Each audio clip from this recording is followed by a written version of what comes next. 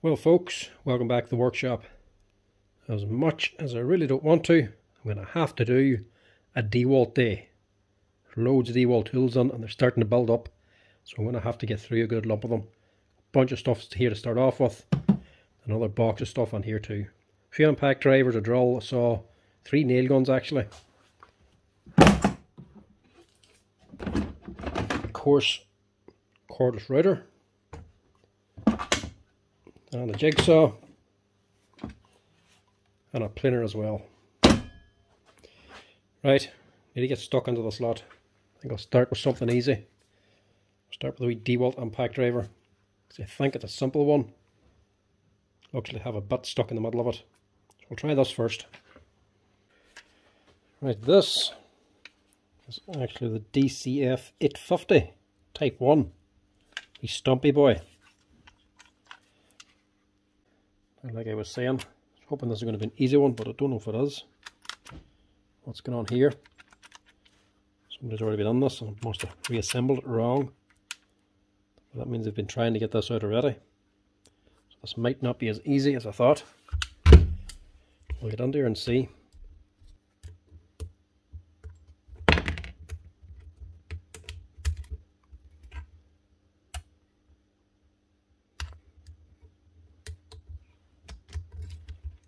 Work that out. Yeah, washer's still there. So they just put that on upside down. Looks like they have the spring missing or something. This one's actually different. So no ball spring. Ah, look at that. Not often you see it. Dewalt have an improvement out. That's an upgrade. Instead of a wee ball in there and a spring pushing it up, I actually have this steel clip being pushed up by a spring. That's a way more robust system there. That's very good. So instead of just a little spring wearing out, there's no way of actually wearing out that pin on this thick piece of steel. That's a proper upgrade.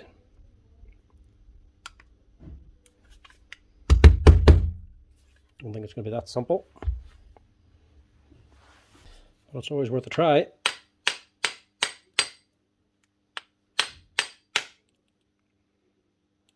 Not budging.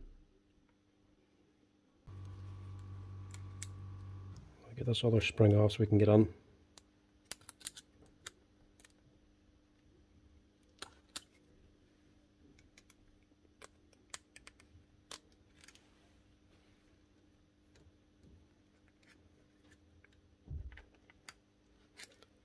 Take it that's how it comes off anyway. This is sitting on the side of the shoulder, so it can't just pull off.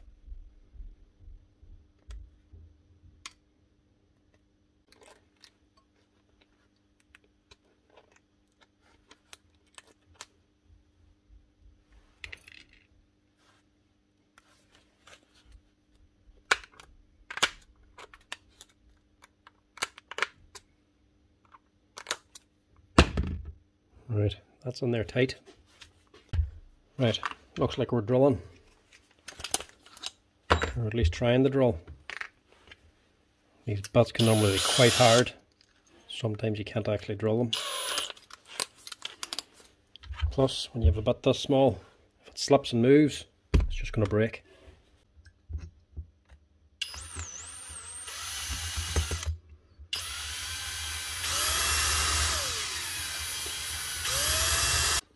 Nah, I'm going to be out the price of bits trying to drill that thing. Made a dent. That's about it. That's actually a cobalt bit, but still not hard enough to actually cut through that. Probably need a tungsten carbide bit or something like that, but I don't have. What to do? Can't drill it out, can't knock it out, won't come out, it's too far in. It's not actually budging at all. She must have twisted inside. Try to dismantle it, take out the tool holder and see if we can get from the other side, maybe.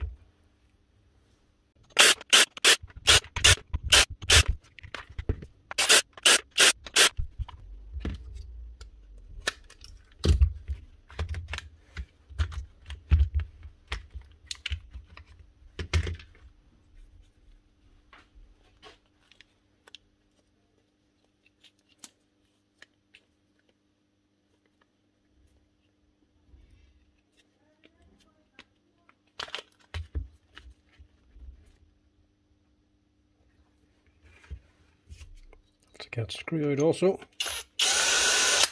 Grinding wire.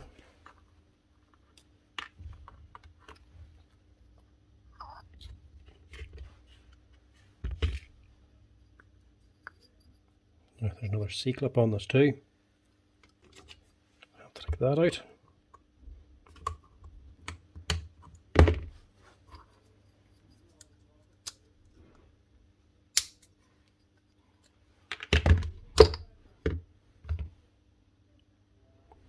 Nice one. In the back there is a little tiny circlip inside of here. But it is tiny. The question is, can we actually get it out?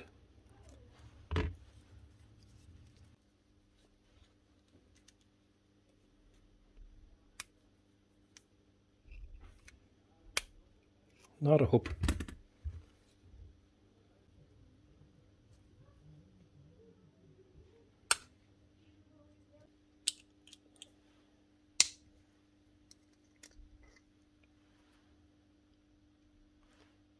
No way to get it out but to bend it.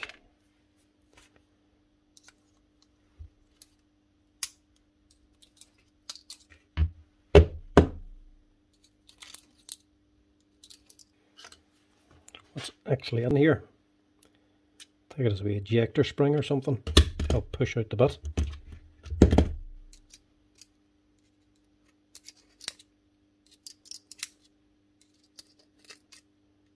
Whatever it is, it's jammed up too. Yeah, wee metal plate and a spring.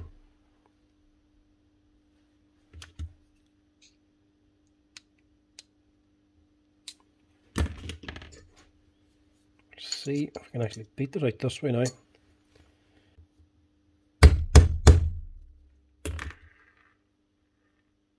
It's definitely moving.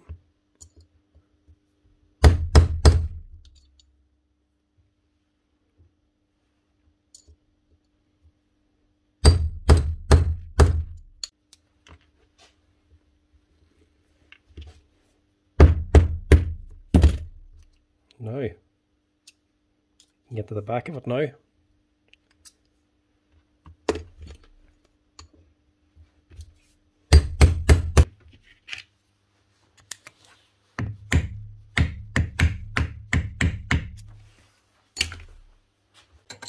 What was this man doing? There we go.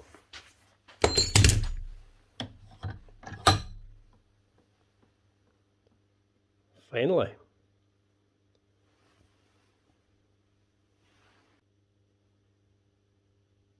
There's where the problem was.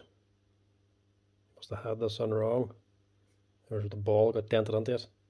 Sheared off and jammed up there. You can't buy this little piece separately.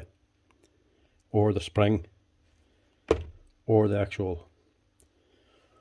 Or this little spring and steel plate either. Can't buy these little things.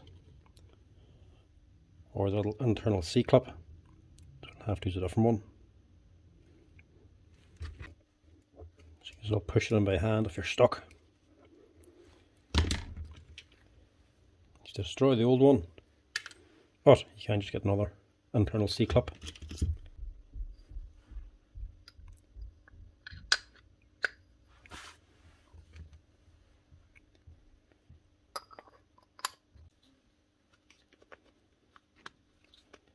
That in should drop down into the housing. Earth lead, grounding lead, back on there.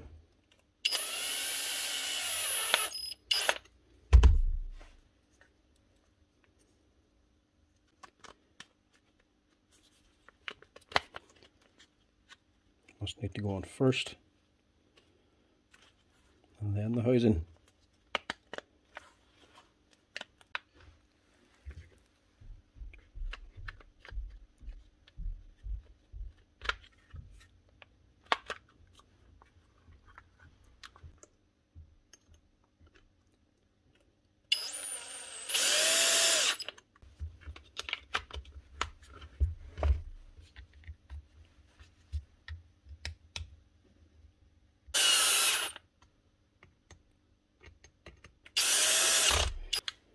big C-clip to hold up the anvil.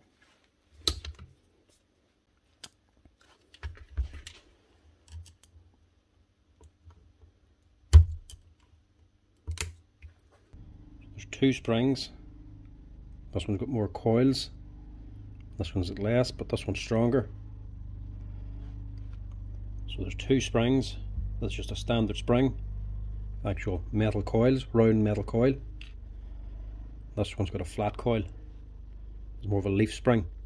This one goes on first. This is the one that doesn't actually fit on the tool holder.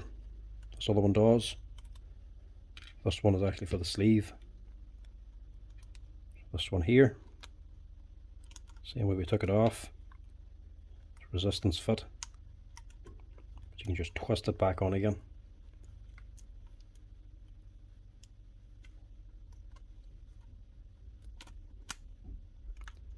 That down there. And this here improved ball holder. It's a big thick metal clip that sits above the spring. The wee notch fits onto with the ball hole. Drop that in there, and that holds up that steel ball. Everything else goes together like a standard tool holder. The spring on top, not underneath. This is to keep the sleeve pushed down. The customer just had it assembled the wrong way to begin with. Obviously tried to take it apart himself. Just remove that butt.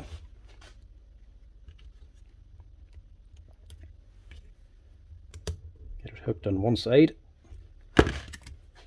Use a less pointy tool.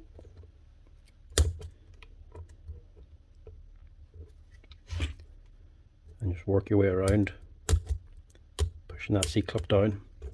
And that's it. One Dewalt DCF 850 with a broken bit removed from the tool holder. So that's what the wee spring's for. Just pops the bit out. Just makes it handy if you're working one-handed. You can just push it on. Other brands, it doesn't have the wee pin on it. And if you pull it forward, you actually have to pull it forward and pull the bit out at the same time. If you pull it forward and let go, it just stays locked. That's her. Bit removed, and the actual spring and pin inside the tool holder is still working as well.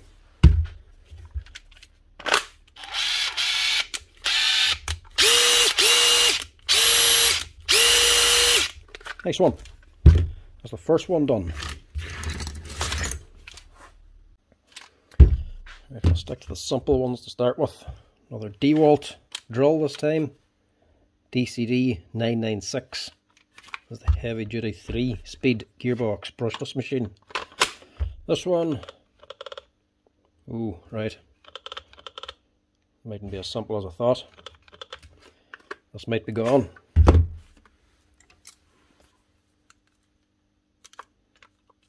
Nope, maybe not. Motor's not turning, so maybe we might be able to repair this.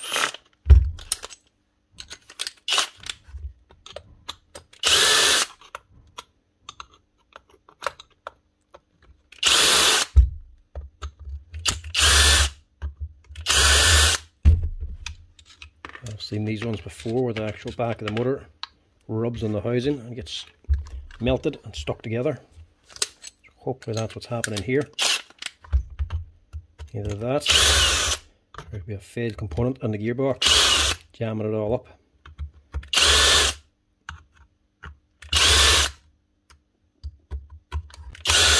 Either way, we need onto it.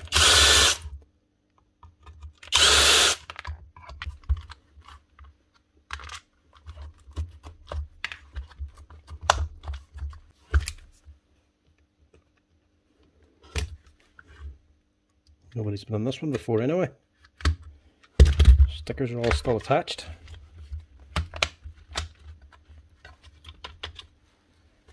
There's a little pin up in here holding the two halves together.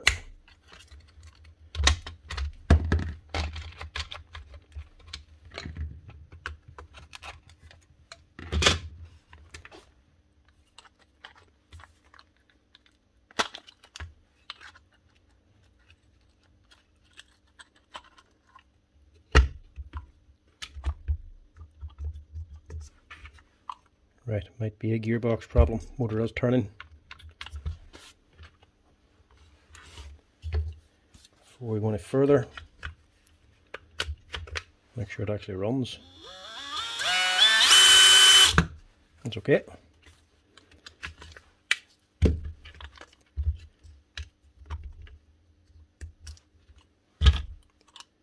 Right, our problem's on here.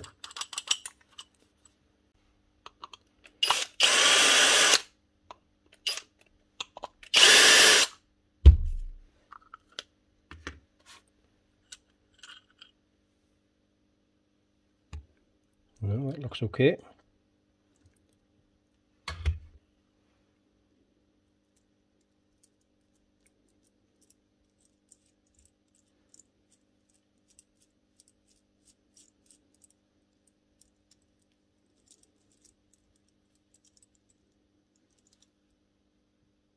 Don't actually know what's going on there.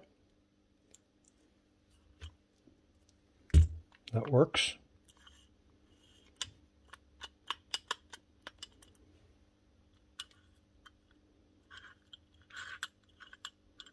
And that works. Doesn't turn, maybe turn the chuck by hand. It's meant to lock up like that. The question is, what is the problem? Why wouldn't it turn? This is the actual transmission. And this is the selector. So depending on where the selector is, it locks up one of these gears and actually gives you your speed reduction. Sometimes the pins on this can wear out. But that looks alright. So does all these pins, or teeth.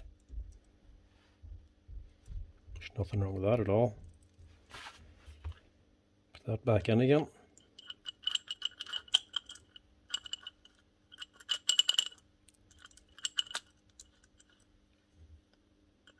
Put that back in.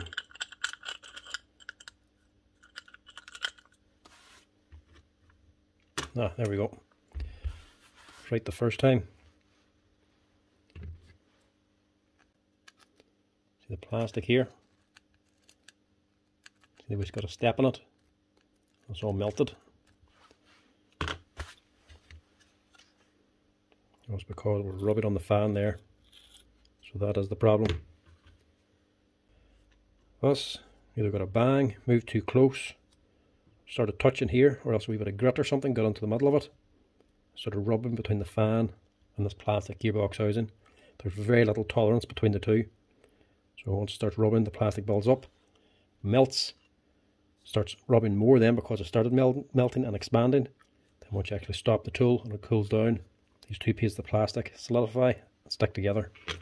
It's not all that strong a bond. You can pull it away very, very easily, but because it's stuck the whole way around, pulling it apart is quite easy because it breaks from one location. But whenever you're twisting it, when it's still together, it's basically like a little clutch, and it's actually very, very tight to actually twist it, so the motor doesn't have enough power to overcome the bond, so it just will not run till you pull this off. Nice and easy fix. Just clean the part. Just remove all this burnt bit of plastic, the melted stuff. Also take maybe a belt sander, run the motor and run the belt sander on this outer ring off the fan itself, so it has bigger clearance between this here plastic housing, just to make sure it doesn't happen again.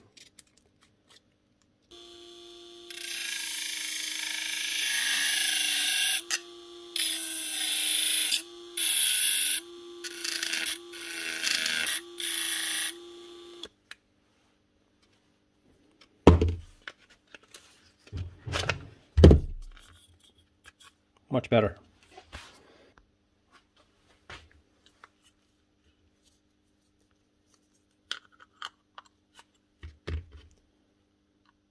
That should be a nice simple fix.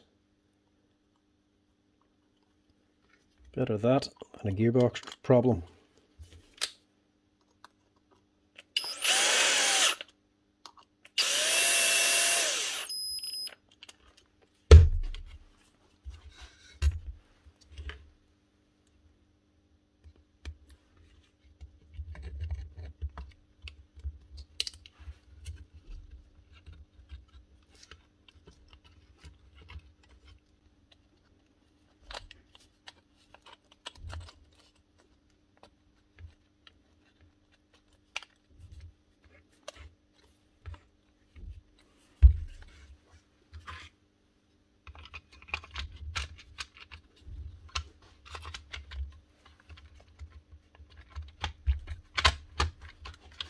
This here has a wee metal pin. Just push that on good and tight.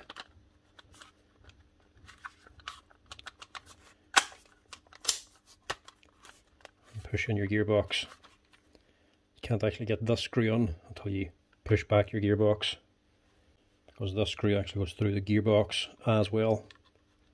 Wee pinhole for that.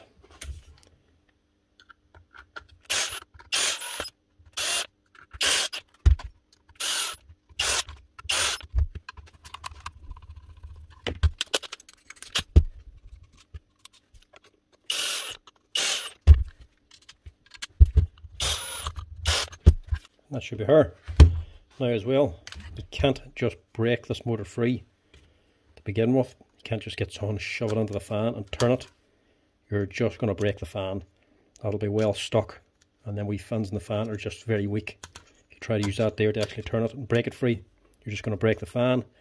Plus, you're not going to fix the problem. Once you actually run the drill again, it's just going to melt back together again.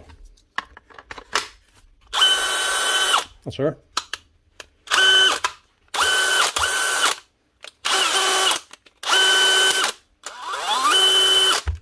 One Dewalt DCD 996 with a jammed up motor because the fan melted onto the gearbox cover. Dismantle it, clean up the melted bits, file back the fan a little bit, and that's her, ready to go. Now, this one's a very common one, the Dewalt trimmer. This is the DCW 600, and this one has been on before. That number there tells me in the sheets this actually got new bearings put into it only a few months ago. Now it's back in again. Doesn't sound like it's bearings, mind you.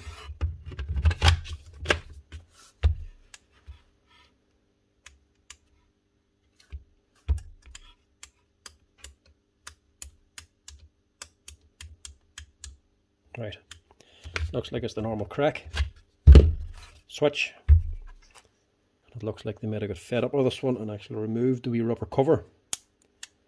So that makes this a little bit easier. Give this a blast with a compressor, get whatever dust inside this rocker switch out. Then get some contact cleaner on there to actually clean it out. See if that gets it running.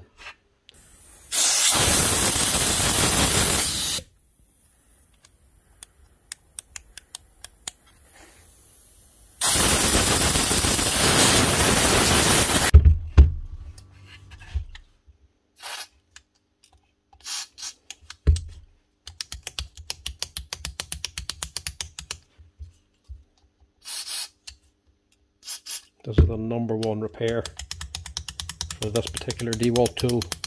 Terrible switch, the likes of this. Those wee cheap contact switches, one of the wee, just a wee button you press. They're not great either, but they're a lot better than this. At least the wee contact switches actually make sense. Less dust going to get in there. Normally a completely sealed unit.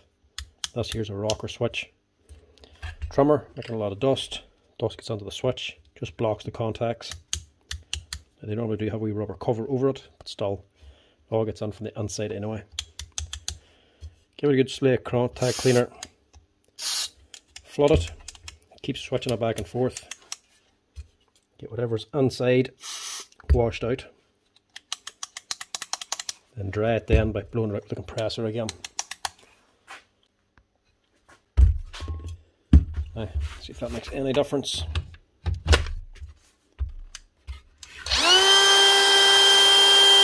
That's her.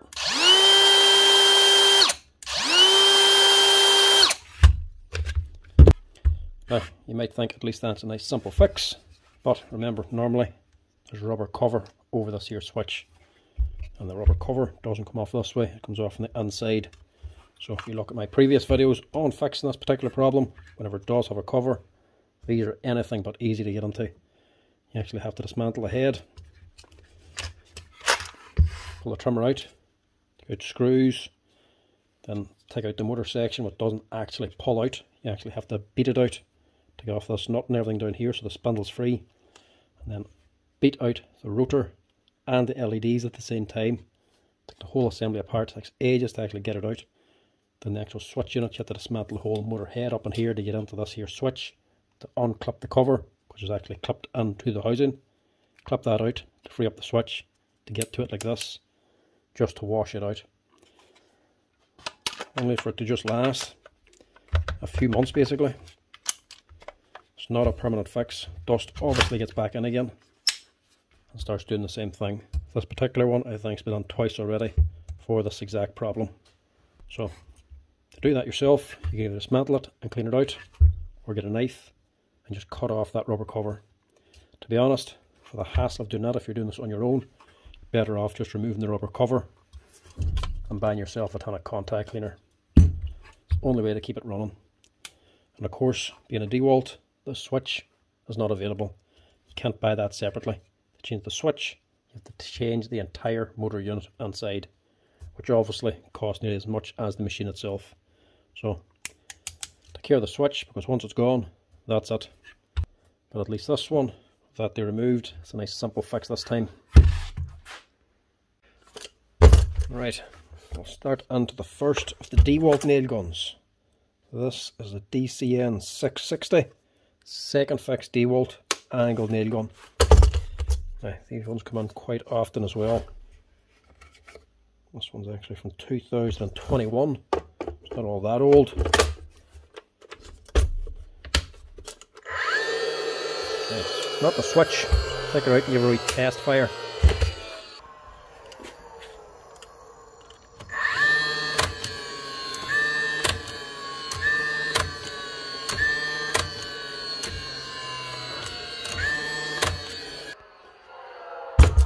Right.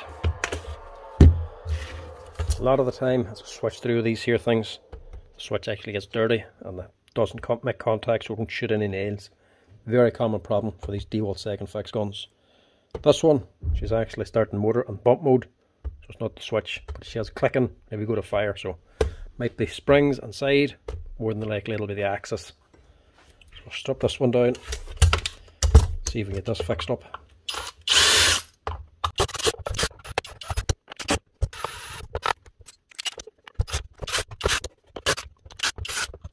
Obviously this has been done before. Some of these screws are already stripped out. Either that or they're full of glue, which could well be going by the handle.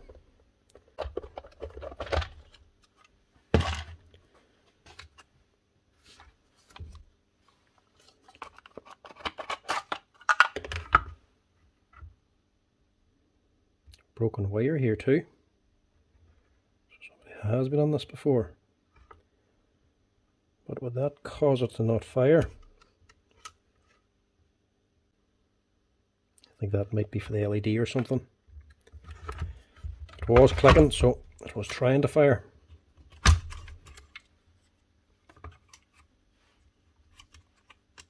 going to lose the two wee springs down here. Get that whole thing out. And we'll see what the problem is.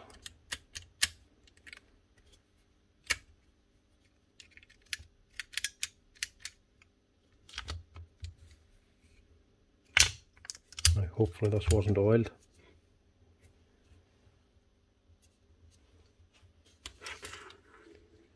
Which I should have looked for first. I think it was. Dewalt guns are not to be oiled. No oil near them at all. If you get oil on them, it loses friction. This is a metal flywheel bolt onto the motor, so this is what spins. That spins high speed. There's a pin set up inside. When you pull the trigger, this boy's pulled across, forces the pin down on top of the flywheel, and literally throws it at the actual nail. So this is friction driven. Once you get oil on this, loses friction. So whenever the pin drops down, it just slips and won't actually fire. I think this has been oiled. We'll know fairly quickly when they open it up. Slacken these two screws. There's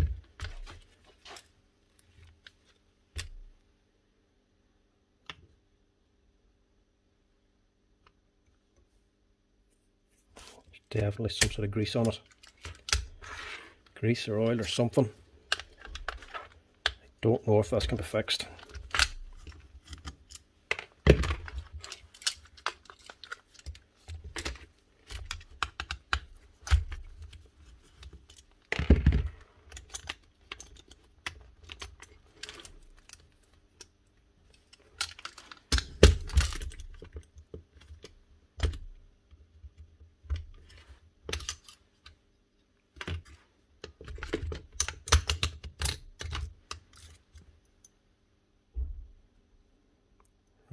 pan's actually worn out. A clean rag. My old shirt.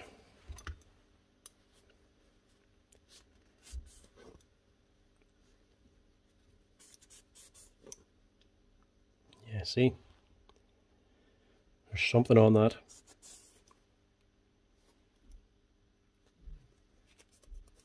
Now if I put a new pan into it and there's oil on it, I destroy the new pan, because that'll have oil contamination then and that'll never fire.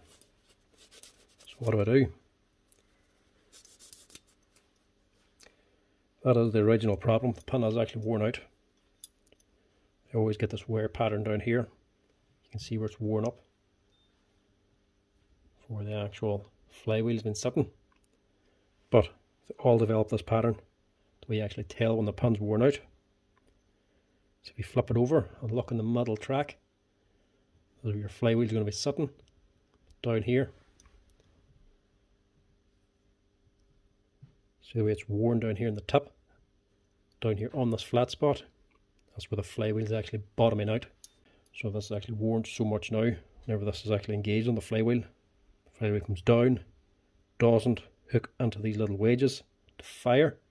She's dropping down, but she's just hitting this here flat spot, so it's not engaged in these here two fins. Now the friction needed to actually shoot it. So once you see a shiny spot here or a worn spot, you know this needs to be replaced. So that was his problem. Wouldn't shoot, and he's tried to put a bit of oil into it to see if he could free it up, but he may well have destroyed the gun. Right, I'm going to take a chance and get a bit of brake cleaner for this. Clean off the flywheel, dry it, and clean up here as well.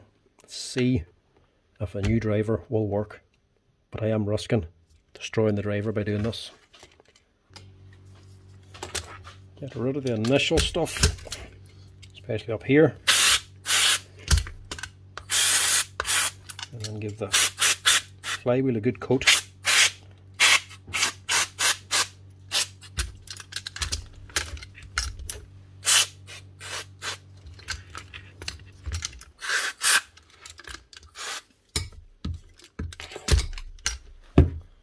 Whew.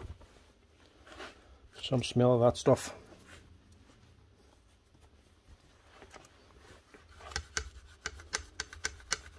Make sure you use a clean rag as well. Not much point in using an oily one.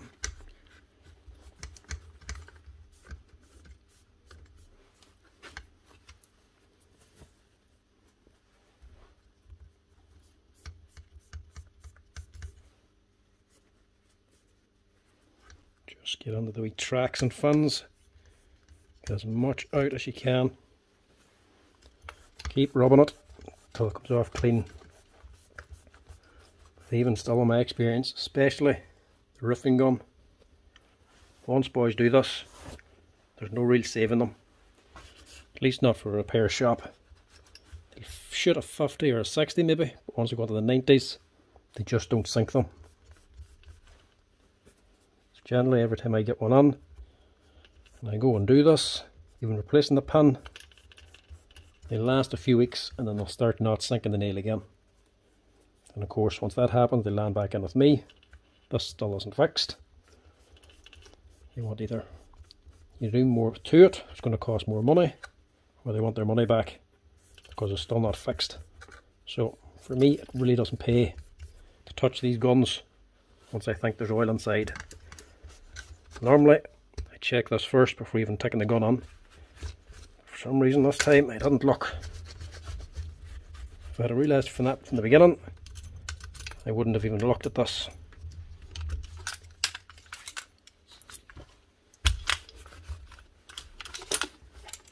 Right. Give us another blast outside. And then dry it off the compressor. Now, don't need to do anything with the old pin, because that's worn out anyway. Just going to replace it. That's the number there. If you need to order one. And that's the pin for the driver hopefully there's no oil on it. So hopefully I'm not wasting this pan. Not the easiest thing in the world to put on, because you have to line up these bars first, get the pan to drop on.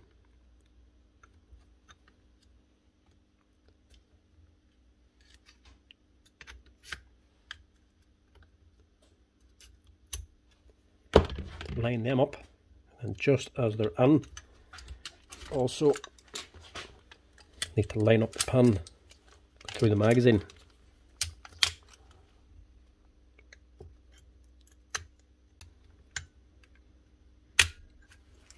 Get under there and under here. Pull down your magazine, push your pan on, lift up your axis, hold the pan in place, and reinstall the back.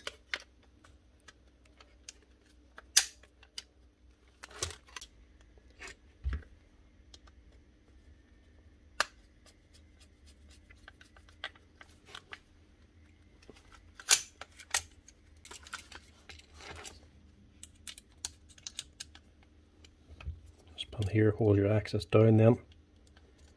A little washer just to stop it from falling out.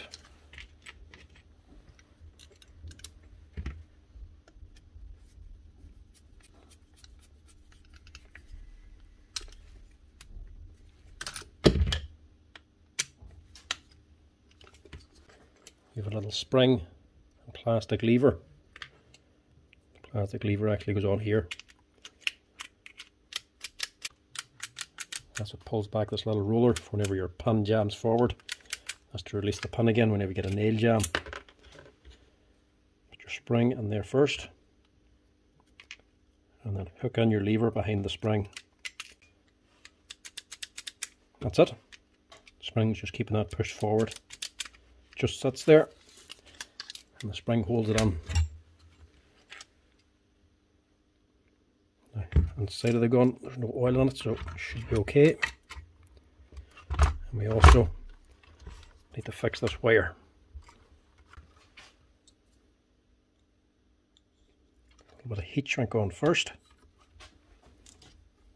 Tidy up the squashed end. That side's alright.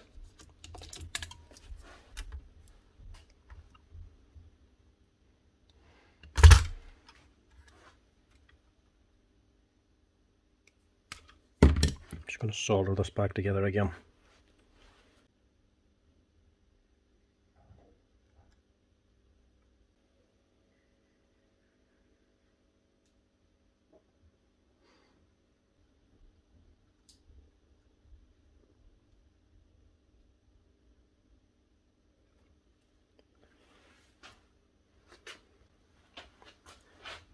Doesn't have to be a fancy joint, it just needs to be connected.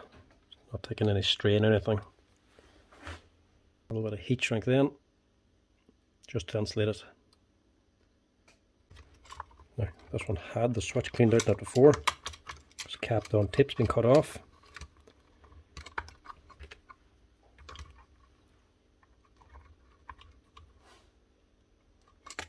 Drop in your lock. Install the switch.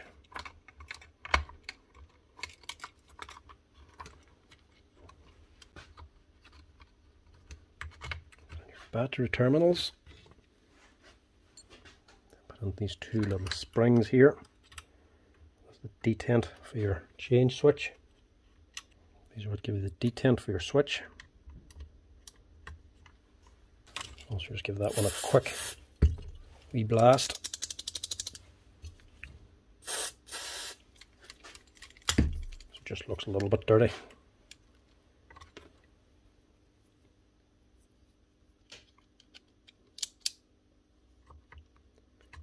Install this with the actual slide switch. Put them all on together.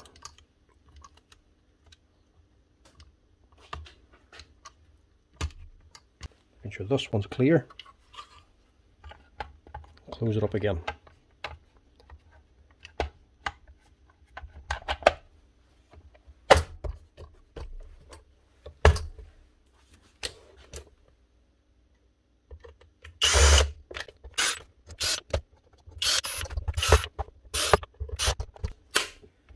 that should sort it out, or at least I hope it does. It will still shoot and it'll still fire. This worn out pan is the reason why it was just clicking and not actually shooting. But that's no guarantee. It's definitely going to work. It'll definitely shoot, but it might not always sink the nails.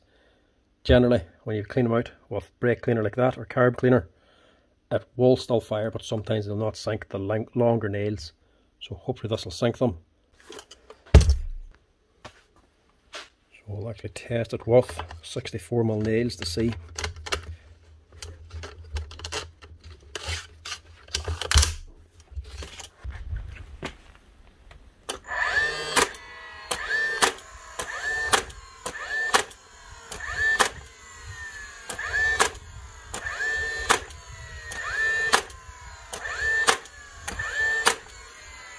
Nice one. That's what you want to see. Sinking them all the way home. That's her. One Dewalt DCN 660 with a new driver and washed out because of oil contamination. We're 4 for 4 so far. We keep the good stride going.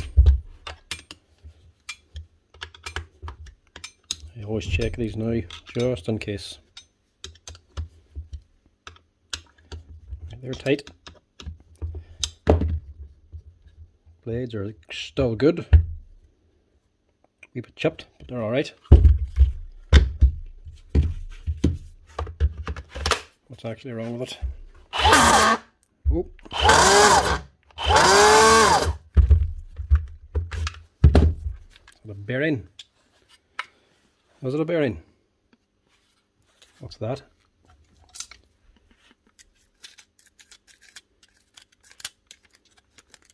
Couldn't be. Can't be all it is. Couldn't be left on for just that. It's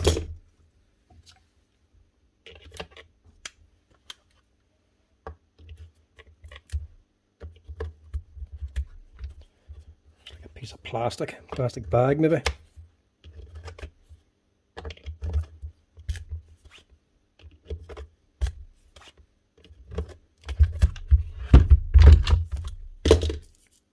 Has a piece of plastic bag. Couldn't be that lucky, could we? No. That is the bearings.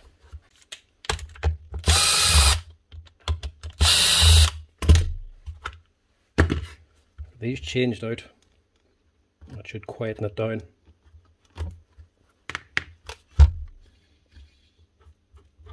Maybe.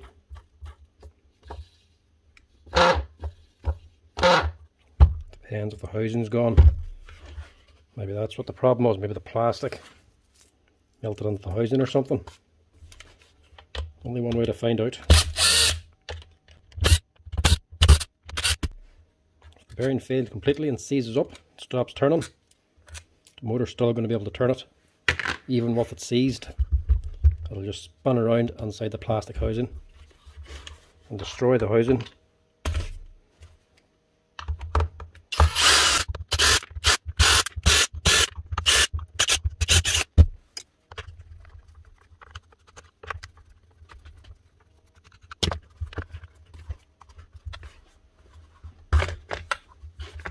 Comes out as one whole unit. The motor wiring switches all together.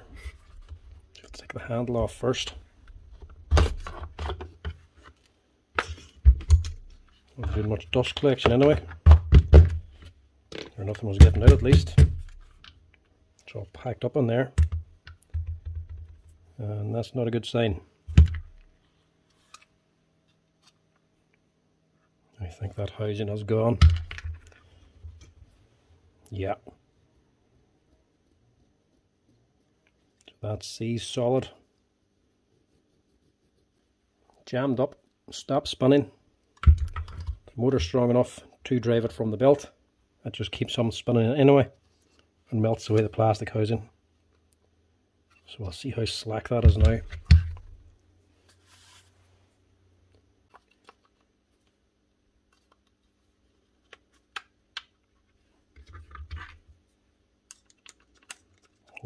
slack fit. It's not too bad, but sure as hell isn't tight. I'm sure that wasn't helping either.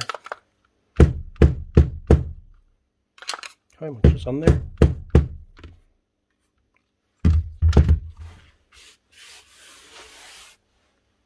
All that inside the housing. There's still more on the actual motor itself, so I'll have to clean that out. Change that. This one's actually not too bad. I'll just change this one for now. And that one's okay.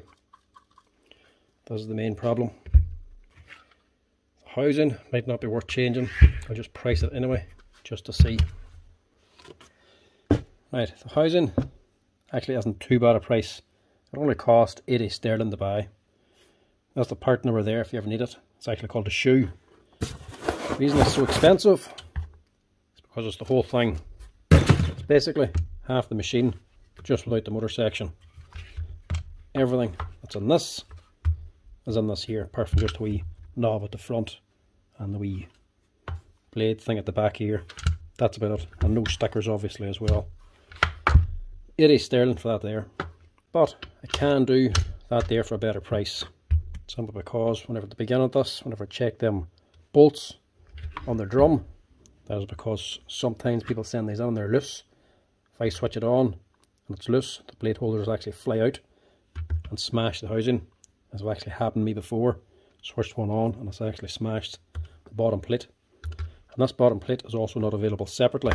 You have to buy this whole thing if you break this plate. The knob assembly up here and all these here pieces, just for the adjustment gauge and all, they are separate, but they also come together with the housing if you have to replace this here or the back piece. The reason why I can do it at a better price, but that's why I have this here in stock, because when it happened to me the first time, I broke the plate in somebody else's planer, so I actually had to replace it. So I had to order one of these on about a year ago just to rob the plate to fix another planer. So I still have the rest of the body here. So I can do this for him for cheaper because this is missing. Plus he doesn't actually need all of this, so I'll still keep that, use his old one and just charge him for the actual plastic body on its own. I get a wee bit more worthwhile. There's not much point in scrapping off a €200 planer just for a plastic body and a bearing.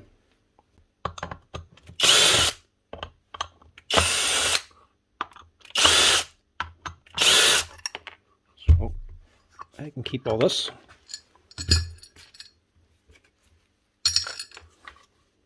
And he can keep his original one. There's nothing wrong with his.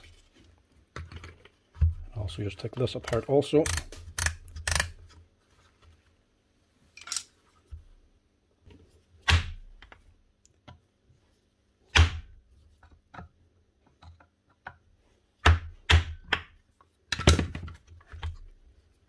Knock that off. A bolt on top then. 17mm socket.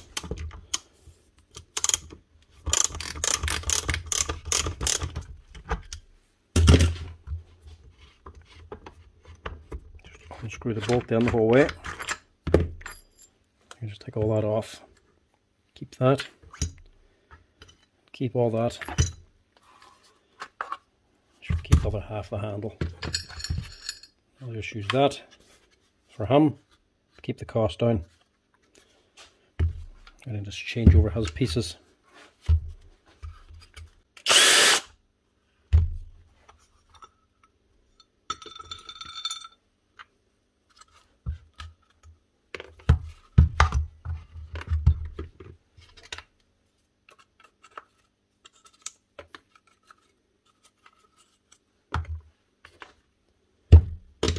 These are just two little tubes for holding spare blades. They sit on there. Then you can throw extra blades onto here. Keep them handy whenever you need to replace them.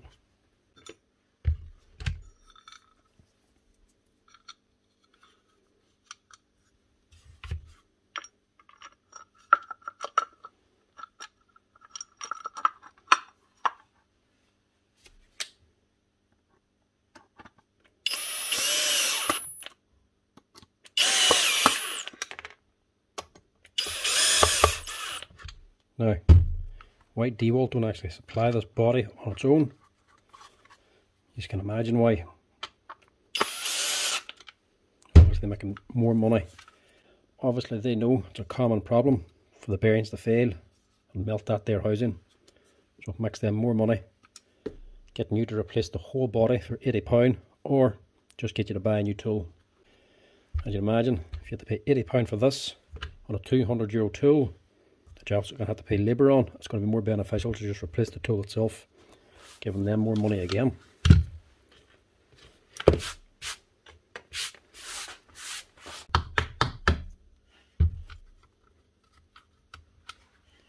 That should not be allowed. Should have to supply the plastic body on their own.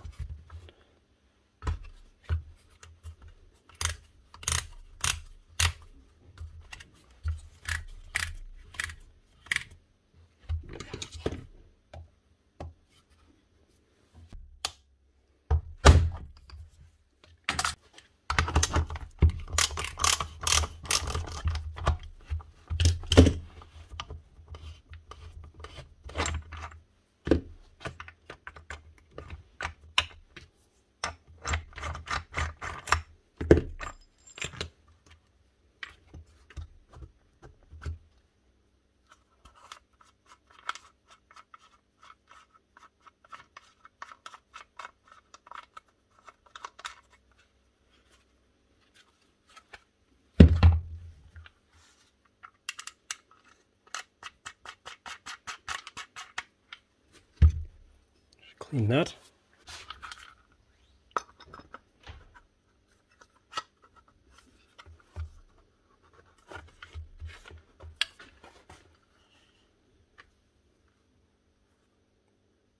D10 spring in there. You can set this later.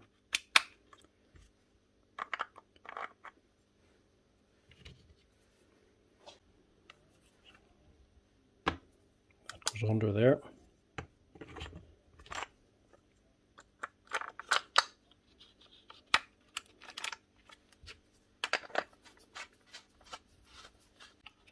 Set your knob to 0.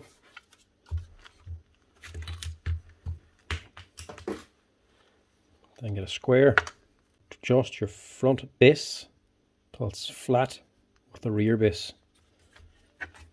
Do that by adjusting this bolt by hand without changing this knob.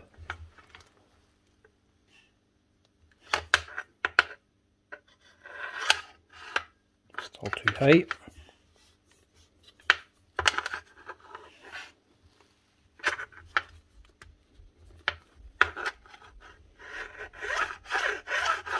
That's it. So now you adjust your depth. This should be going down lower than this one, giving you your 2mm cut at max. The bolt just sits inside of here. It should just press in. That's it. Now, give us a wee quick blow down with the compressor.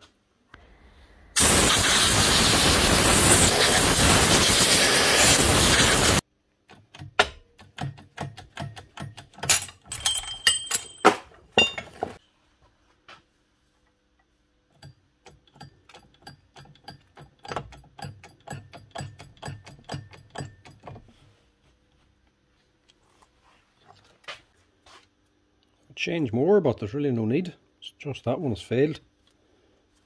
This one here is fine, and we can't really do much with these ones here anyway, because they're built onto the motor itself. So that is going to have to do.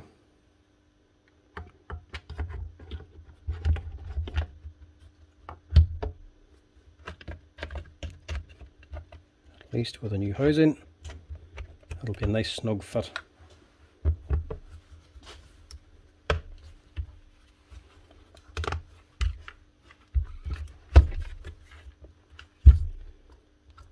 Much better. Now as well, if you were stuck and you didn't want to pay £80 for this new shoe, you could pack this out maybe, or else get a screwdriver or a pan or something, heat it up red hot, and actually start putting me burn marks around here to raise up all the plastic around the bearing. Then put a bit of Loctite on it, or bearing lock, and actually reassemble it. And the bearing will actually press onto the wee plastic bits that have melted out, and the bearing lock should hold a little bit better. It'll not be as good, but it'll save you spending £80 on a new housing, or just dumping the tool. It'll definitely still be worth it for the price of a bearing.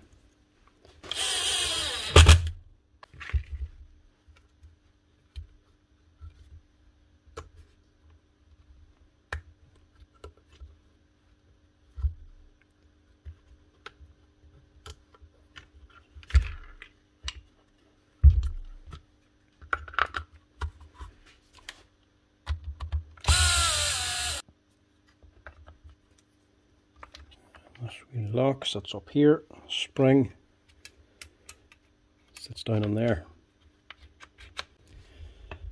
Also just going to use this new half of the handle. Really, there's not much point in me holding on to a new piece. It's never going to be used for anything.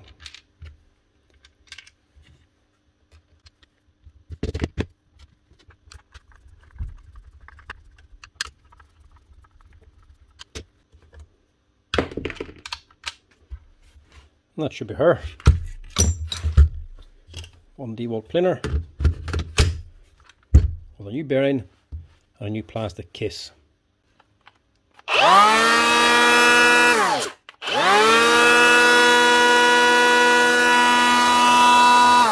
Sounds much better.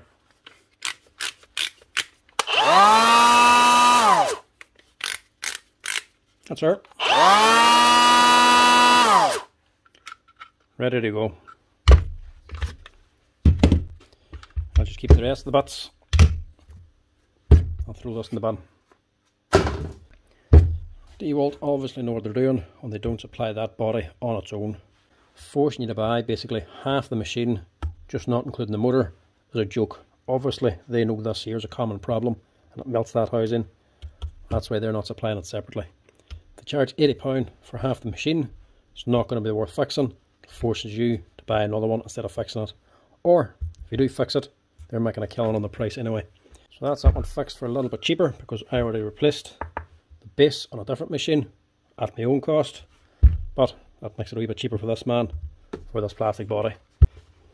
I can get away with charging at least half the price of it now. Probably only charge €40 for that there, and €6 for a bearing, instead of £80 for the whole thing. Whatever else I'm out on cost, might be able to make it up again in the future if I ever need to replace any of these little pieces. Plus it also means I have these pieces in stock if I ever need them. Saves you ordering them in. One other thing I will try to salvage off of this is the label, because that does have the serial number on it, which does come in handy.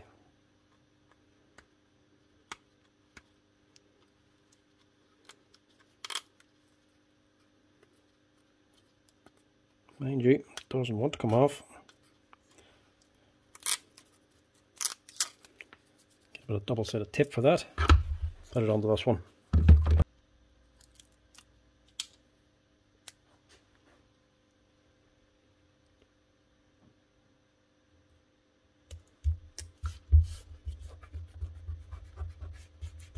Finishes it off just that little bit better. That's her. Now, there's the second Dewalt nail gun, second fix gun. Trigger's working. See, she's firing.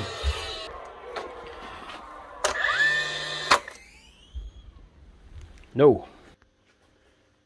Right, it's just instantly jammed itself.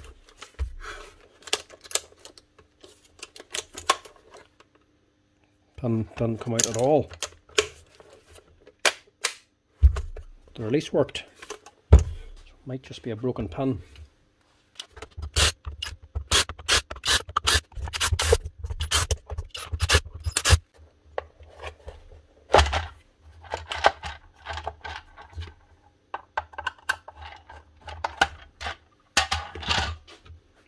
So this one's never been in before, never had the switch cleaned out.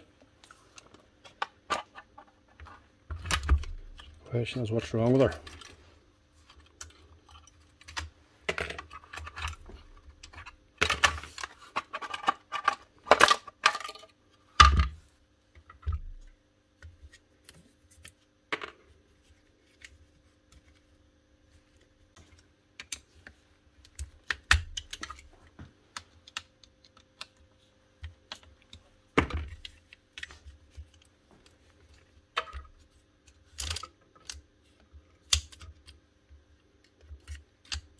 What is wrong?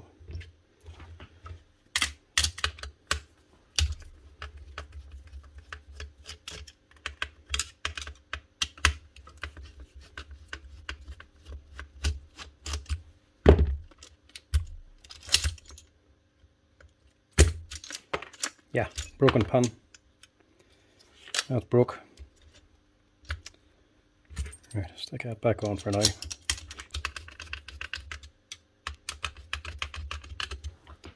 Tighten up in a little second. Same as the last one. Instead of just replacing the whole driver, just need to replace the pan on its own.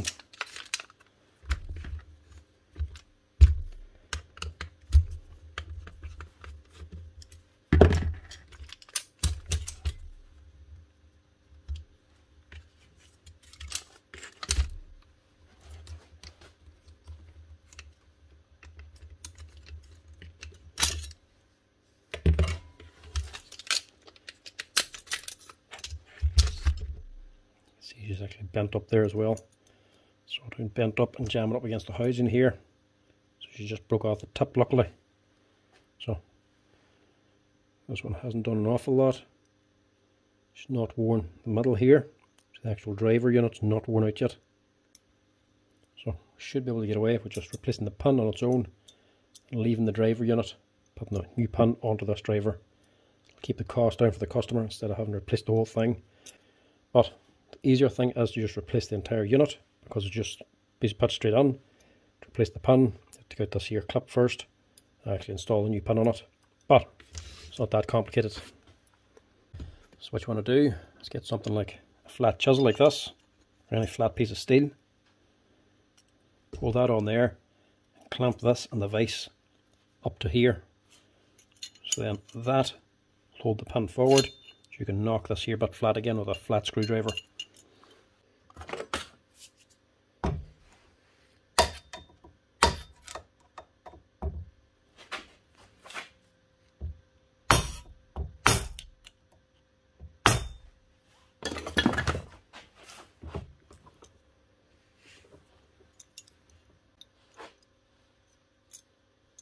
Take that out. You can reuse that. Remove the old pan. New pans. That's the part number there if you're ever needing it. N563610. That's the breakdown diagram is coming with the wage. Last time I've got them on, they just came on singly. Pan on its own. Very easy to fit.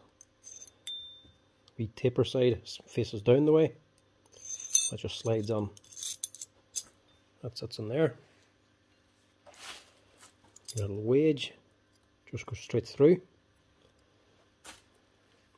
And to refit then, you reuse the chisel, hold it like that, clamp it in the vise again, and then beat down this side here, down flat, so it stays on.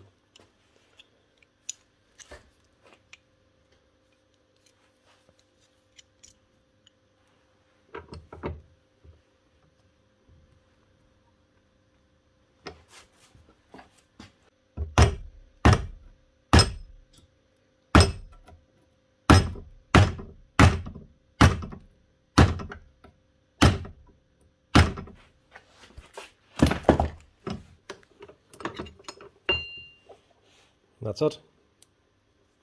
One new pan installed in the old driver.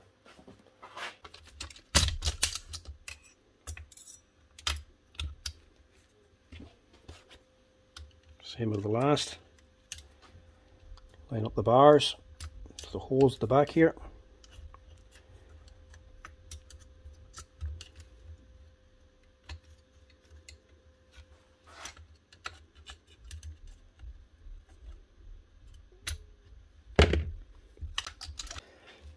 Can just be a little bit tricky getting the pin to line up here with this hole. You just have to feel around, gauge whereabouts it is while it's pushing on the back. Once you locate it, it'll actually slide forward. Slide it on, hold it down, slide on your rear cover.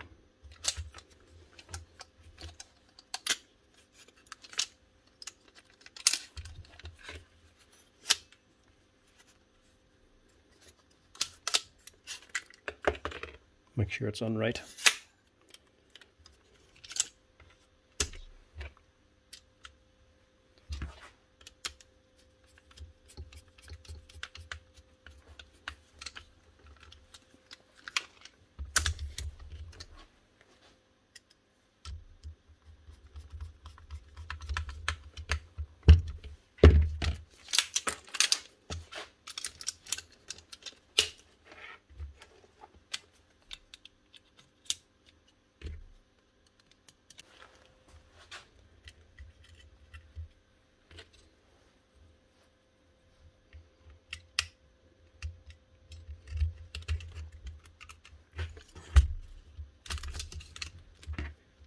We're just tightening up these top bolts.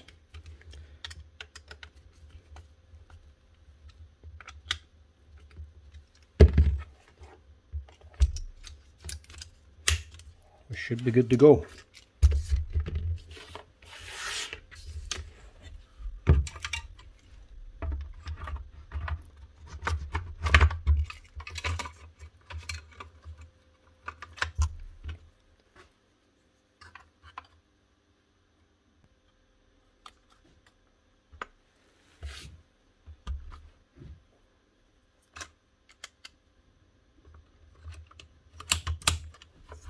Click everything down into place. Make sure all your wires are clear for all the screw holes. And we're good to go.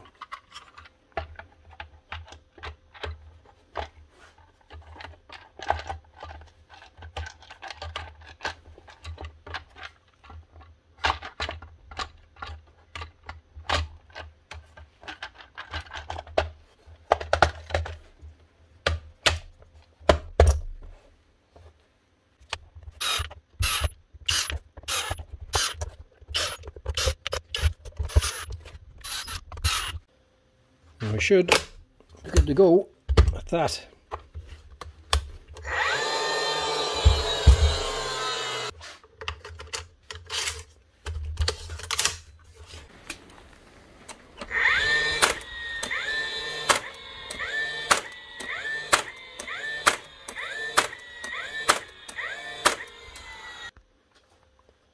That's her. Another Dewalt second fix gun up and running again. This one, just a firing pin on its own, not the driver. Can happen with any gun, especially a second fix gun. What can sometimes happen, especially someone who's inexperienced with the guns, should run into something like concrete or a bit of timber that is beside concrete or steel and ends up hitting the concrete or steel, so that sudden shock can break the pin. But what I find happens most often, or at least with the feedback that I'm getting, I suppose they're shooting them into like a timber frame or something, and it's still breaking the pin. They're not in a concrete house or been shot near a concrete wall at all. What's happening is they're being shot on where there's plasterboard, like around the door or something, and they're hitting the head of the plasterboard screw. It's that bit of steel that they're hitting that's actually snapping the pin. That's what I've found anyway. So if you're shooting on Arcus River door frame, just be careful to keep it back a little bit, because you hit concrete or the head of the screw, you can potentially break the pin like that. But that's him, ready to go. Next up, we'll chance the wee saw. Now this is the older one, the DCS 391 Type 11. This is the older brushed machine, not brushless. So these things generally can produce heat. It's an older version, but it's actually a 2022 machine. It's not all that old.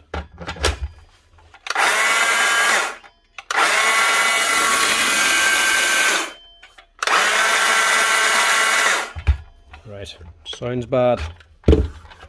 Has it worn brushes or is the motor gone?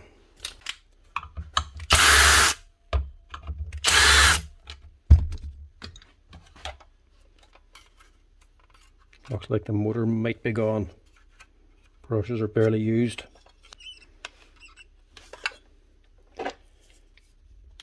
Hard to just tell in that light.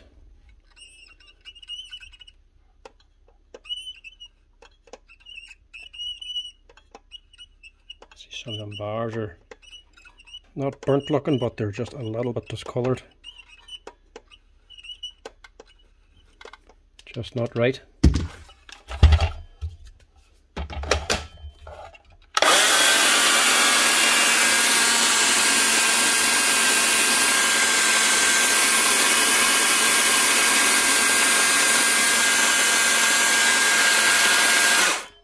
Yeah, all of them are sparking, so that is a motor problem. Right, so the armature for this thing, it's actually hot even just sitting there. The armature for it, you're talking at least 60 or 70 euro for the armature, plus a wee bit of labour and VAT. You'll be still under the €100 mark to fit a new armature onto it, but on top of that, you probably have to change the brush holder as well, this brush ring. It's not all that badly worn, but you wouldn't want to reuse an old one with a new armature. You just risk the armature. You can chance it if you want, but generally when I would do it, I would change the brushes as well. But that is going to cost another 30 euro. So really, for the armature and brush holder, this year is going to be over the €100 mark. That particular model I saw, the 391, still available, and it actually only costs about 150 euro for a body only. So that's well over half the price, and simply wouldn't be worth it.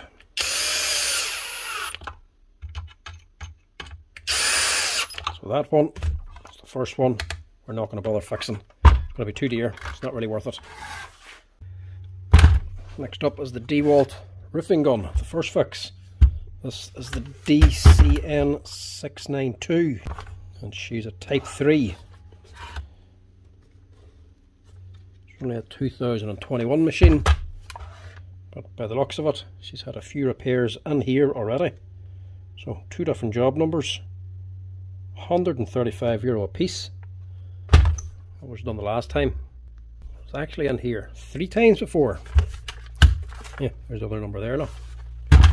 So it's on the first time over a year ago, getting an axis fitted. Then I actually got a set of springs a few months ago. Got this one, another €135. That was the actual driver blade. Now it's in again. These here Dewalts, they're one of the cheapest to buy. Body only especially, you can buy these for about €450. They're handy, they do the job, and they're nice and light. No servicing on them, but you are forever replacing parts. The axis and the springs are forever going. Springs especially, they wear out and need to be replaced. Then whenever it stops fine, just clicks instead of shooting. Then you have to start replacing the axis then. And at €135 a time, it ain't cheap to replace. What's wrong this time? Right, she starts. So see, she shoots.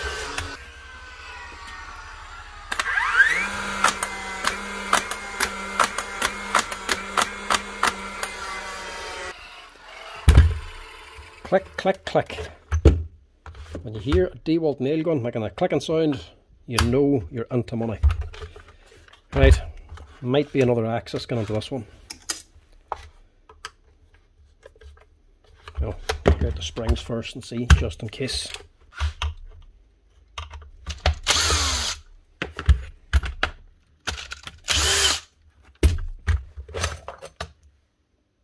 No, springs are fine. It was worn, but not too bad. A little chip there, mind you. Should still be okay.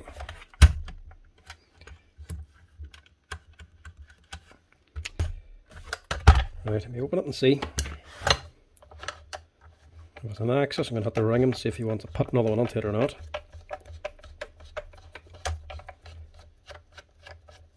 honestly, over the lifespan of the gun, it probably would pay to use it instead of buying gas for the pass load. But you're always without a gun, having to get it repaired. That's the downside. The gas is expensive to keep feeding into it. Dewalt doesn't take the gas, but you have to keep putting parts on. That's the trade-off. Just out of curiosity, we'll see how many of this is actually shot. Put on the battery, put on the single shot, and hold on the trigger. This light will start flashing. Every flash is 1,000 nails.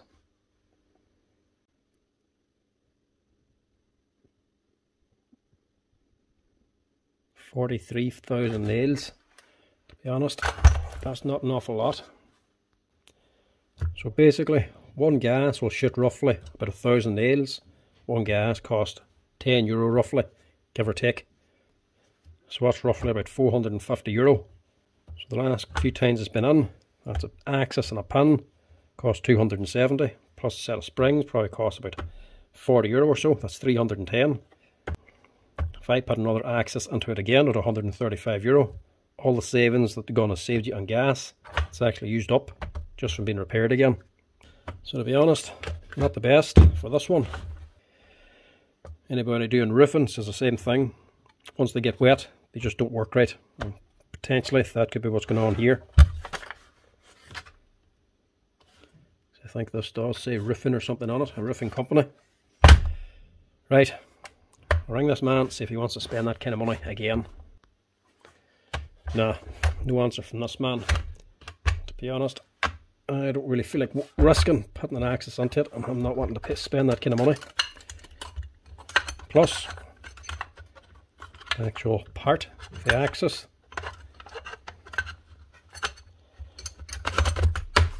Plus the actual part that has to go onto it, the axis, is no longer costing 135 to put onto it.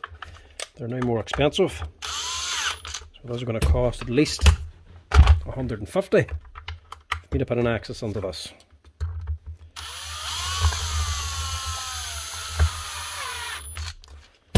I have to wait till this man comes back to me. Looking at the front of it, looks like this thing's seen a lot of time in the rain as well. So, not sure if he's going to want to spend that kind of money. Put it to one side until I get some word back.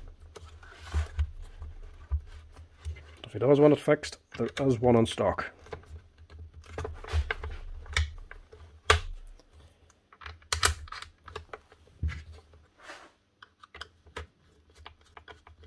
Slowly rebuilding it, but leaving it lying around the workshop here in pieces ain't a good idea. Better put it together so bits don't get lost. Next up's the jigsaw. See if we have any better luck with this one. Maybe not.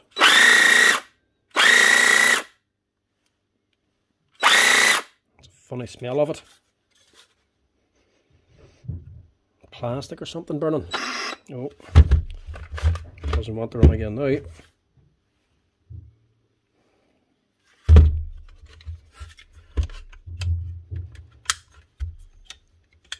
Right, more problems again. So that there's the whole assembly. This actual tool holder assembly. The link arm for it for actually releasing it's broken. So to fix that, I have to replace the whole tool holder bit.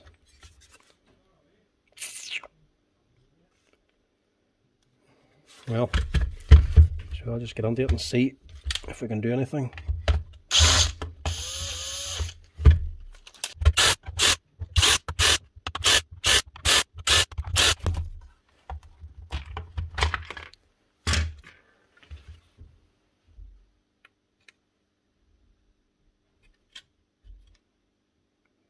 They're worn down. The brushes are worn, so they need to be replaced. But that's not the reason why it's struggling.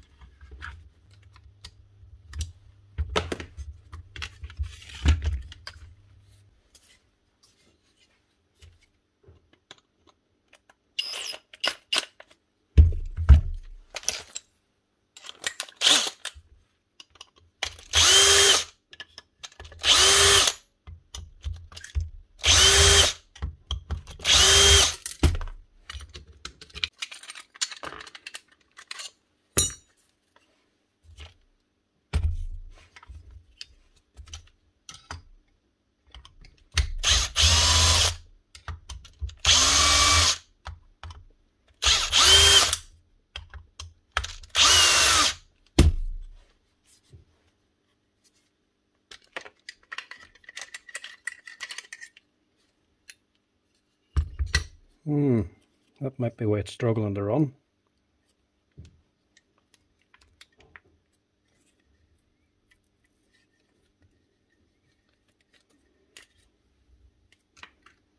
It's not going to run very well.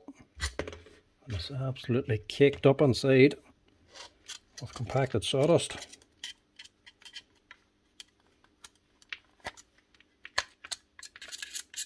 Right.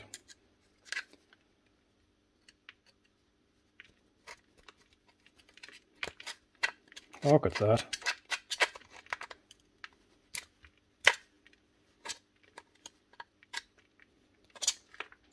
We're going to have to give this one a go now, just for curiosity's sake, to see if it can be saved.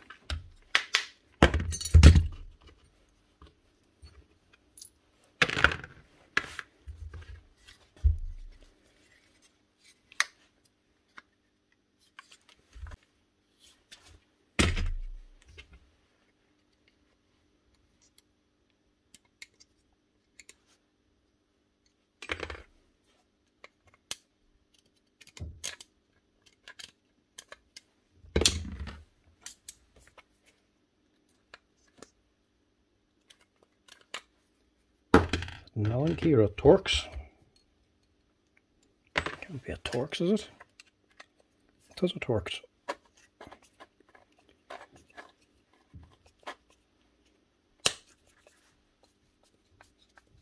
That's how tight it is inside, how badly packed out. Normally you have to actually jam up this counterweight to be able to free them bolts. That's so tight, I don't even have to lock it.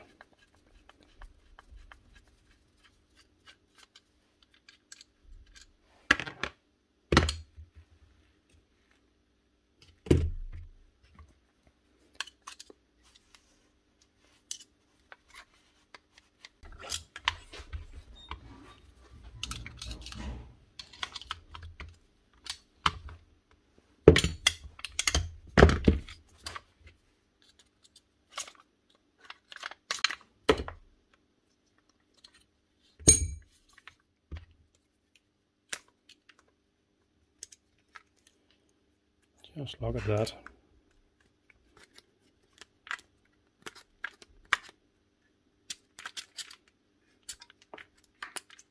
That's sawdust. Just powder. Mixed with the grease. Compacted and solid.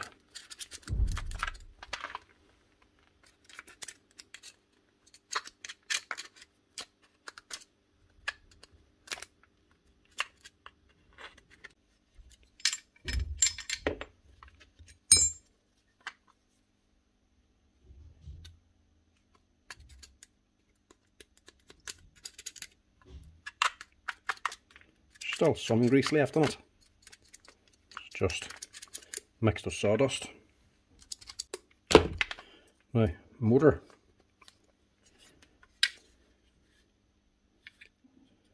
I'll have to change that brush ring as well.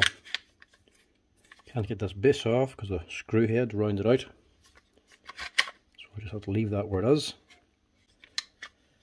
But I'm going to have to get back cover off because that brush ring is also worn out.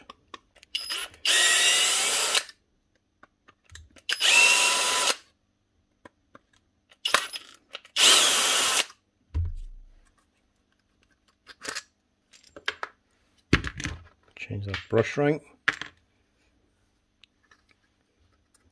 And just check the armature. Which actually does look surprisingly good. Doesn't seem to be burnt out.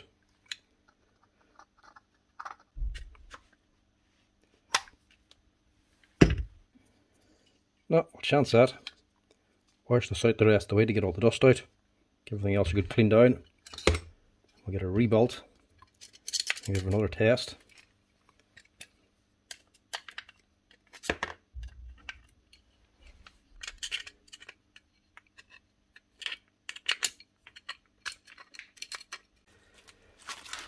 Right, parts in cheap. That's the brush holder. €24 for that. That's the part number there. You also get another one that has a white plastic surround. actual plastic surrounding this is black, but you get one as well that has a white plastic on it. Exact same brush holder, nearly identical. Both can be interchanged. You can use a white one for this here. It only cost €16 instead of 24, but I don't have any of them left, so I'll have to use this one. So I need that.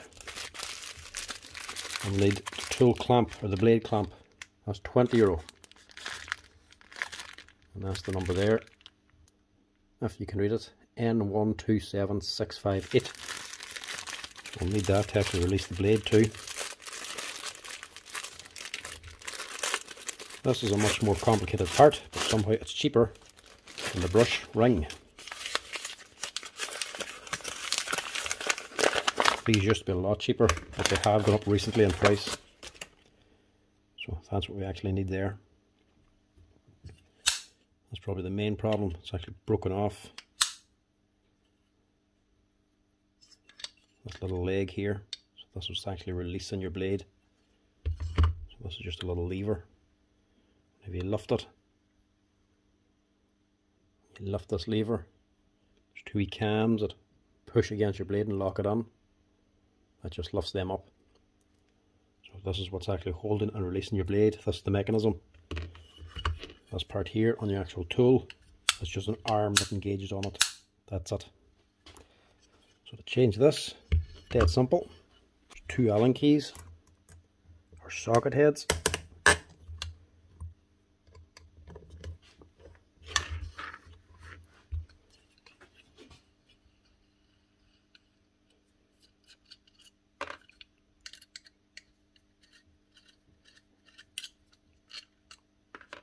That out, and that just pops straight off. The actual springs and wee cams holding it down, they actually are quite solid.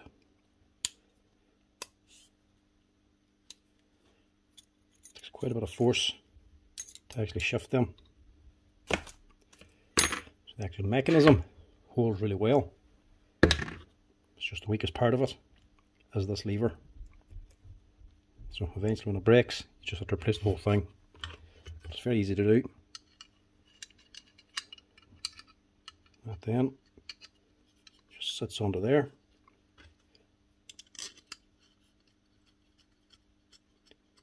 Just reinstall your two socket heads and that's it. You don't have to dismantle the whole machine to do this, you can just do it as she sits without taking anything apart.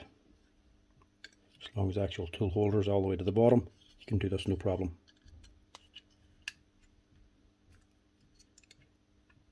Just make sure they're nice and tight. That'll do. That's it. Ready to go. Brush holder. Again, fairly easy to change. It's just pressed onto this plastic housing and just held in by clips basically. Push back plastic clips.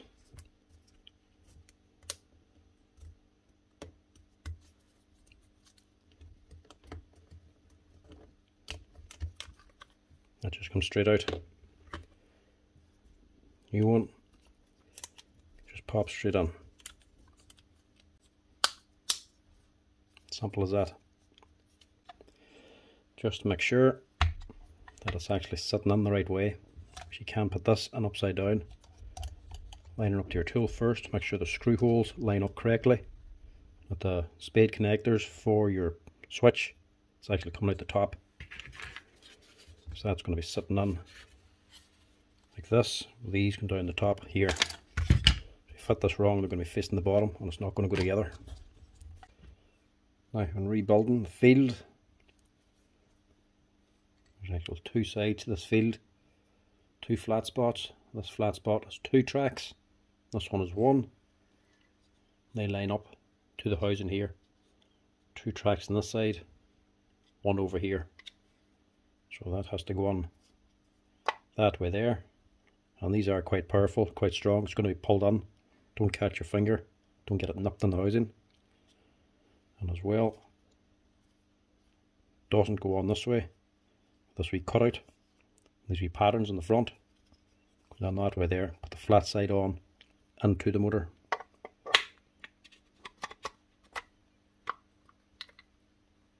The other way, thus you won't actually sit down flat. And just take your brush back one by one. Just clearing the bearing first. To get it in place. Then you're just lifting one side onto the column bar of the armature. Then lift up the other. I can drop onto place that way.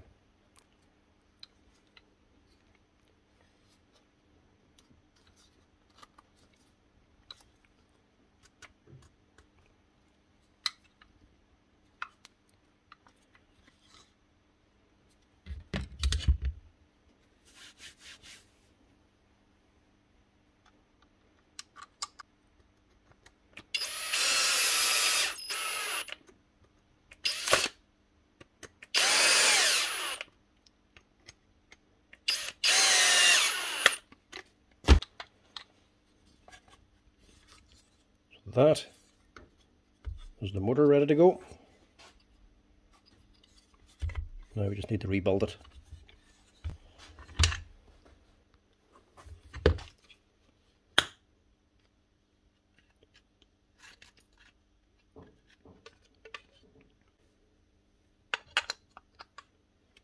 Big gear goes on first.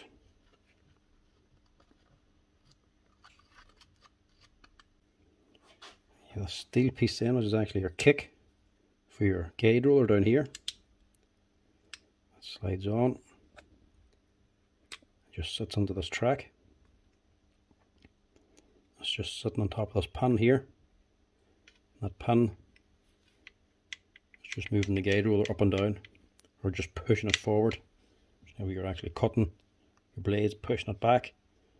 And as this spins, this cam pushes this lever down, pushes your guide wheel forward, gives it a little kick every once in a while.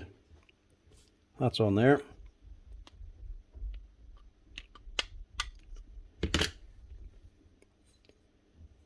And you can drop on your big counterweight. Sits there.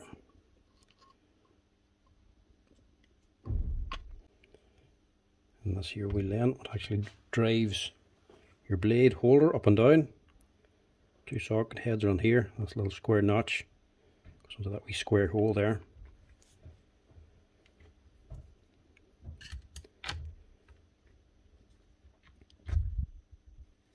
Give it a wee twist and push down. It should lock down into place.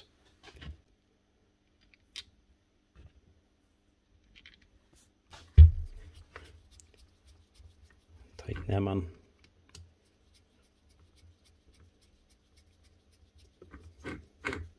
As you tighten, it's obviously just going to turn.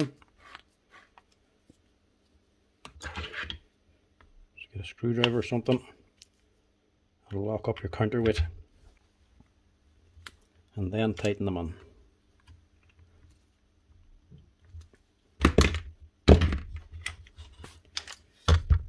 Lastly, on this side,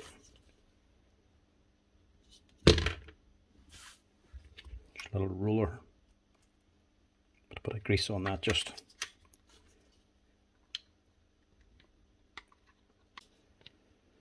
Don't need much grease this side. Just want to grease up these bronze bushings up here from the guide on. And your actual holder then for the roller. Let's put them in the same positions, both up the top. And just marry the two up.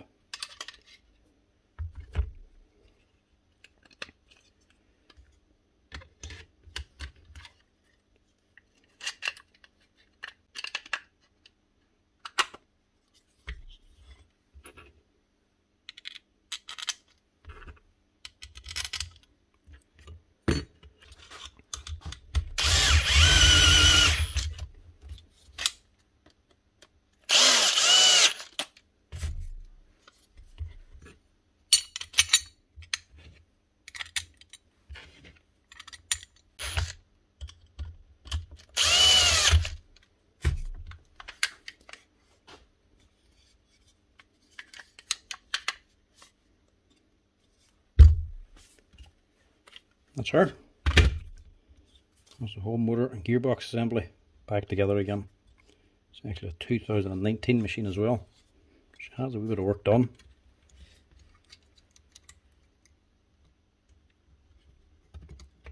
Just reconnect on your spade connectors for the brushes.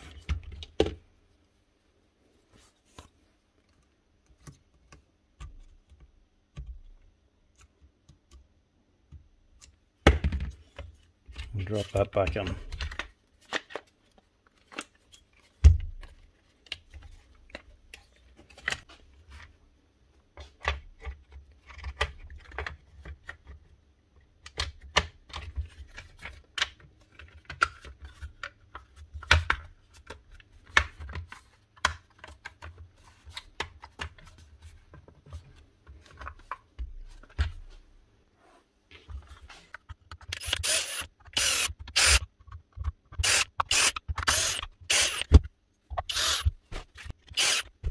Hopefully that should be it sounding a lot better.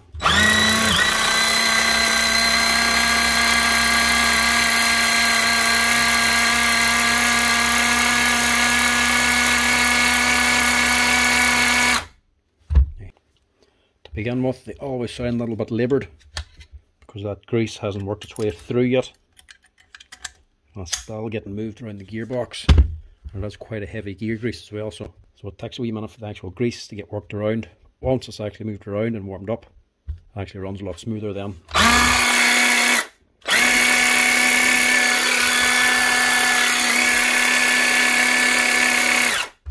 That's her.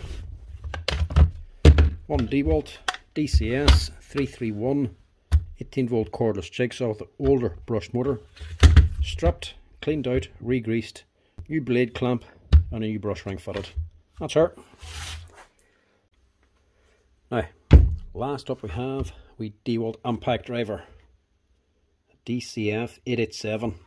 Now, there's going to be a motor or a tool holder problem. It's not a tool holder this time anyway, but it is a common thing, so we'll check it anyway. Nah, that's alright. Right. Don't know if this is going to be fixed or not. Lights are coming on. The motor's trying to run. It's not actually running. Now, sometimes, like the drill, it can be a gearbox issue. The motor's just jammed. We can't fix it up because you can get all the parts for up in here. But if issues on the motor itself or the controller, these ain't going to be worth fixing. I'm going to find out. Let's open it up and take a look.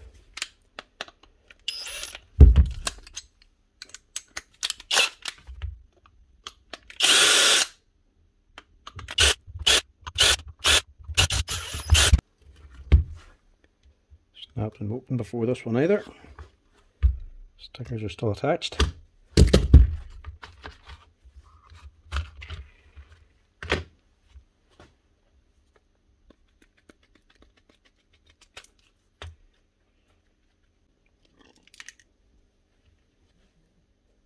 Not a good start. What's that? Bits falling out. Can I even get to the rotor on this thing? There we go. I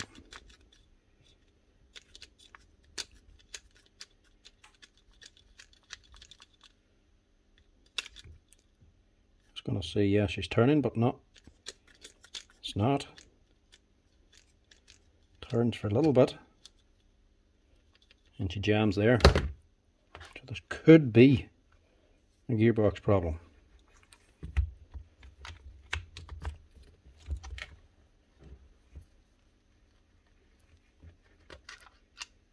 Get that off. Motor turns there. Teeth don't look damaged. So we'll just see first if we're wasting our time.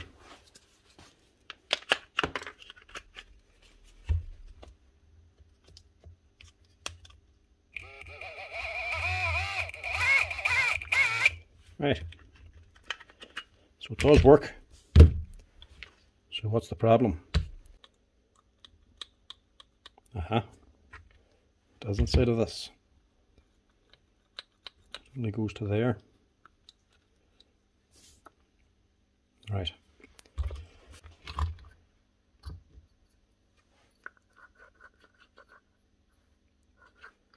It's not the anvil anyway.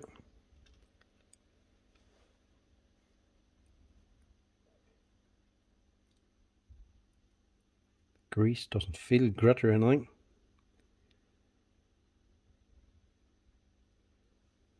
They seem alright. Now that might be something to do with it. Steel ball. Where did that come from? There's two steel balls holding on the hammer onto the shaft here, but they're bigger. That's a tiny wee steel ball there.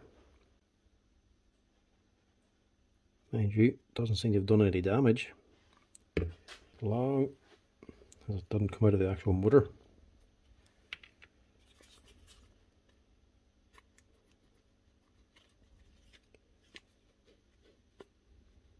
No, solid in there. It's not that. This one is just a little bit of a mystery.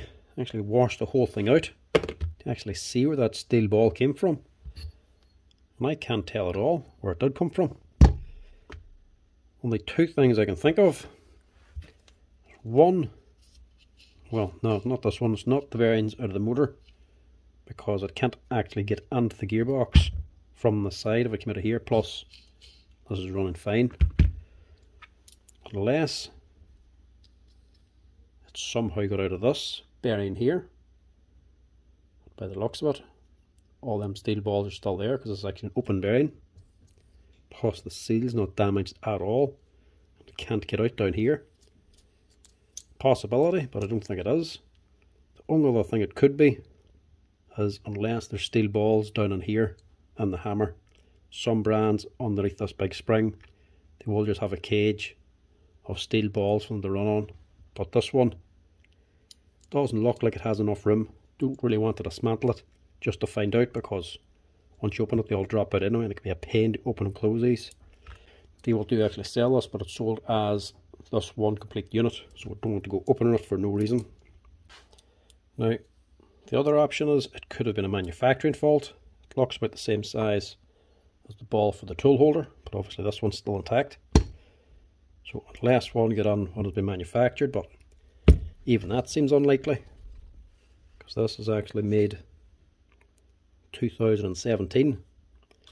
So I can't see this man running this machine for 6 or 7 years and that problem only coming up now. And it is a fresh problem because it actually did a wee bit of damage there too. A few of them actual teeth did get marked. See, just there. And on this gear, a few marks down in there. Only a couple, mind you, but should be fine even with them. Wouldn't really be worth replacing all this anyway, just for that. But honestly, I've washed the whole thing out to see if there's any more and to find out where it came from, and I can't see at all where it actually came out of. Anyway, it's out now. It's washed out. There's nothing else wrong with it. So if I put this back together again, it should run. Might be a little bit noisy because of a wee bit of damage to them teeth, but it'll do it no harm. So I'm going to have to leave it at that and rebuild it,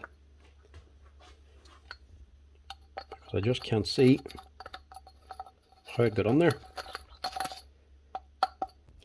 Now for the size that it was, I would nearly guess it was the ball for the ball spring. It actually got on from the manufacturing stage. I don't know. Maybe it just got stuck up in the grease and only just worked its way loose.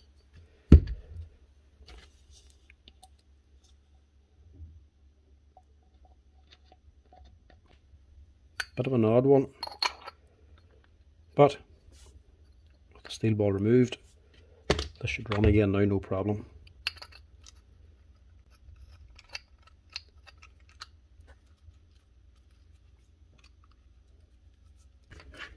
Seal goes up here.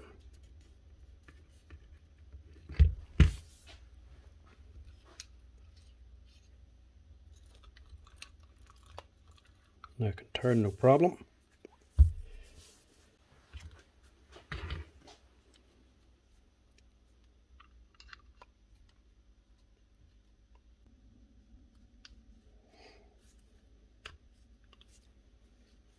Push that on. Put on your LED assembly. And drop this on again. As well, there's a wee nip wire as well, so maybe it was a manufacturing fault because they didn't get that right.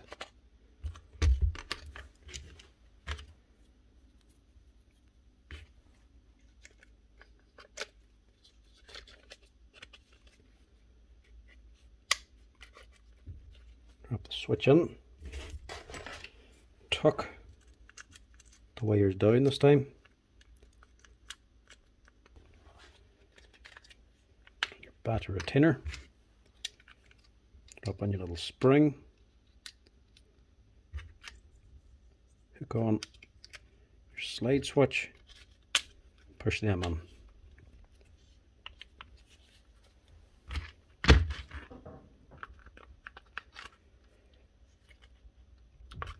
I also just give that switch a quick clean out as well because it didn't sound picking up through the speeds very well. There's plenty of videos on actually doing that, so didn't bother including it.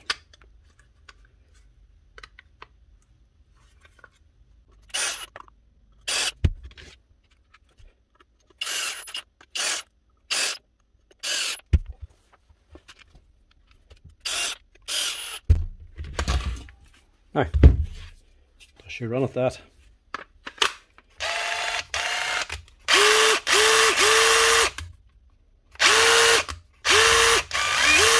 That's her. You can hear she's just a little bit geary.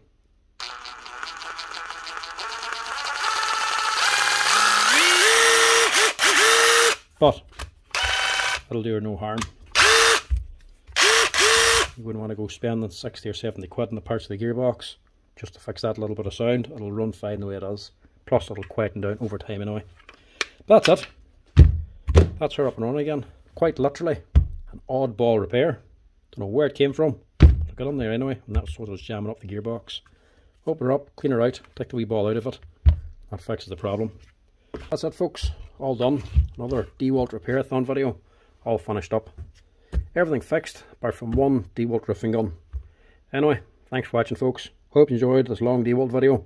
Give us a wee like and a follow down below if you enjoyed them. Cheers!